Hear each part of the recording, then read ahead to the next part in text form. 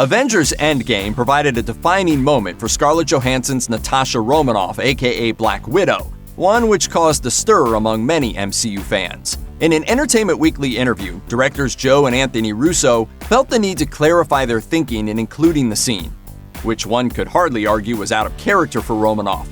Be advised that spoilers for Endgame follow.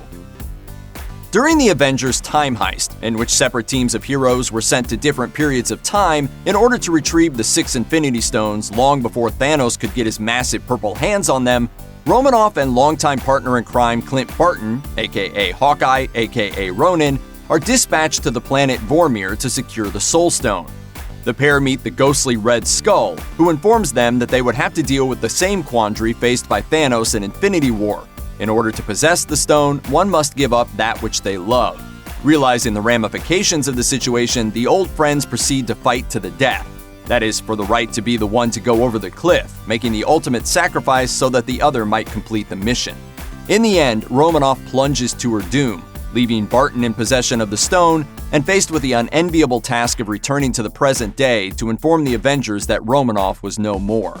As New York Times pop culture reporter Kyle Buchanan noted on Twitter, Vormir's not exactly a great planet for redheads.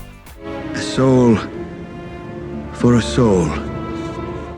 It was a sacrifice only fitting for a character who had a lot of red in her ledger and was driven by a need to wipe it out. But some fans saw it as an unfortunate example of fridging, a trope in which a female character's death is used to drive the motivations of male characters. The trope gets its name from an issue of Green Lantern, in which Kyle Rayner literally discovers his deceased girlfriend stuffed into his refrigerator. In their interview, the Russos defended their decision by bringing up multiple points. First and foremost, the fact that in an all-out brawl between Black Widow and Hawkeye, the eventual victor would necessarily be determined not just by who wanted it the most, but by who was the most skilled. Joe Russo explained, "It's a fight to see who's going to kill themselves. It's a crazy concept for a scene. And as you've seen in the Avengers, she's a better fighter than he is. So when it comes down to a fight between the two of them, she wins." But that was far from the only factor. In defending their choice, the directors explained that in essence, Romanoff was motivated by her desire to see her friend redeem himself after his stint as the bloodthirsty Ronin, and reunite with his lost family, who had all been dusted in the decimation.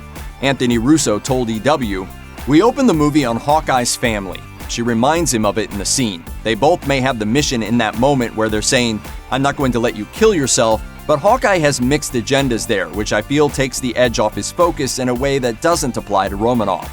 Joe Russo continued to relate that Widow's choice plays into the larger theme of Endgame, which is the opposite of that explored in Infinity War. The theme of the movie is, can you change your destiny and what does it cost to do it? And are you willing to pay that cost? It's a resounding yes from the Avengers.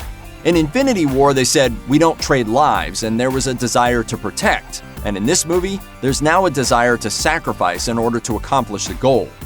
The director continued to say that this specific theme of sacrifice was appropriate to Romanoff's character arc, going from a mercenary-style loner to a full-fledged protector who sees her survival as being secondary to the goal of the Avengers, the only real family she's ever known, to save the universe itself from untold destruction. I think that that's a natural progression, right? Well, the first thing we're going to do is try to protect everybody, and then when you realize it can't work that way, then true heroes step up and are willing to sacrifice for the greater good.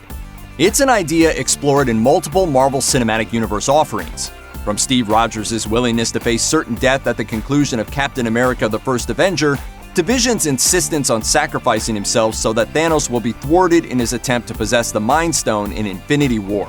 Black Widow fans always knew she'd go down fighting, and she did, not against the forces of evil, but against her most beloved ally, for the right to be the one to die so that the other might be able to live in peace for perhaps the first time. Check out one of our newest videos right here. Plus, even more Looper videos about Avengers Endgame are coming soon.